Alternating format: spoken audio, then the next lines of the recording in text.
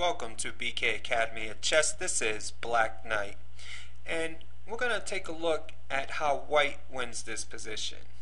So how should white play?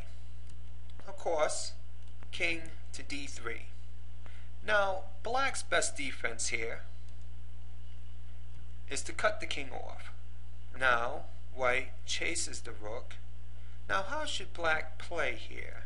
Rook f4, threatening to jump into the Vancura, or rook h4. Well, when the king is within the drawing zone, we threaten to jump into the Vancura, right? Well, the king is not in the drawing zone. It stepped out to d3.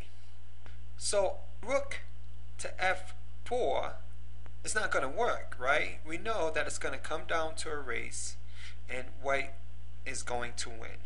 So let's try rook to h4. This is black's best defense in this position.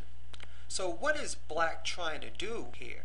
Well, he's protecting the king's back so that the king can move to f6 to get a jump just in case there is a race, just to get a little head start. For instance, now that the rook is off the a file, if white tries to activate its rook and here plays rook to b7, right? Black returns back to the a file, the pawn push, and when the pawn and rook are parallel, that signifies the race. So black shoots the king across, and you can see black wins this race, all because he was able to move to f6. Right? And this position is a draw, and if you don't know why, then you need to review the prior videos. So after rook to f4, then how is white to play this position? Well, again, he needs to activate his rook. Rook to b7. Black plays his king to f6. Now this is the critical move that white must find in order to win this position. King to b3. So what is white trying to do here? I mean, there's no rook on the a file. What is he chasing? He's guarding the a4 square so that black cannot return his rook to the a file. Okay? So this gives black three options here. The least best try here is king to e6.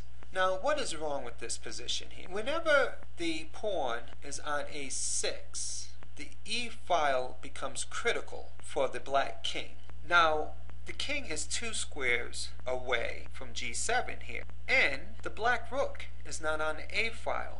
This places the king and rook out of position. And knowing this, the solution here should become easy. How should white play? Pushes the rook up, followed by pawn to a7. See, the king can get back into g7. The rook cannot get behind the pawn. This is an easy win for white. Okay, now if the rook was on a file, the king can move to the e file because he's only 2 squares away from g7. And it's going to take white 2 steps to set up his rook on a8 and the pawn on a7. But not only can the king make it back to g7, he doesn't even have to do that. He could continue chasing the pawn. Right? Because now it's too late to backdoor the king, because we have that. You see? So always keep in mind that the e file is the critical file when it comes to the king cutting across to try to stop the pawn. Okay, so that's the least best try because the rook is out of position, so the king cannot venture over to the e file. It's too far away. Okay. The next best try here is rook to h8, getting in front of the pawn. Now I say it's the next best try because in rook pawn endings, you always try to get the rook behind the pawn if possible. If you can't get it behind the pawn, then you try to get it in front of the pawn. So here we're deciding between rook h8 and rook h1. Rook h1 is the best try here. But anyways, let's look at this. How should white play? Well, now he can get his rook off of the a file, and we have king to e6, right? Now the king can move to the e file because the white rook is no longer on the a file. As soon as white pushes his pawn, what is white threatening? Rook to b8, followed by promoting the pawn. So how must black play here? He has to move the rook in front of the pawn, and now white needs the support from the king, right? Now here it looks like black cut off the king, right? Wrong, because now the rook is in front of the pawn. The king can help support from behind without having to worry about checks, and that's an easy win for white. Now let's take a look at black's best try here, and that is rook to h1. So here, how should white play?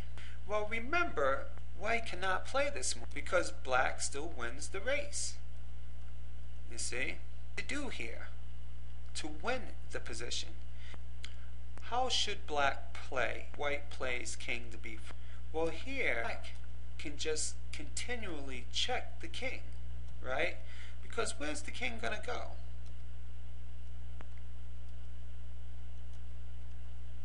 Now here, if the king goes here, then how should black play?